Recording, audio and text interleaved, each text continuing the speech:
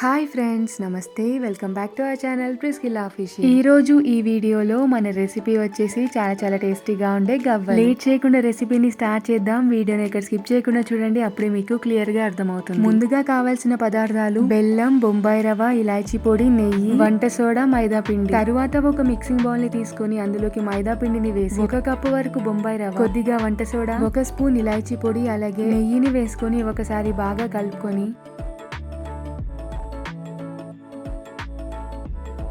ఇప్పుడు నీళ్లు పోసుకొని బాగా నీట్ చేసుకోవాలి.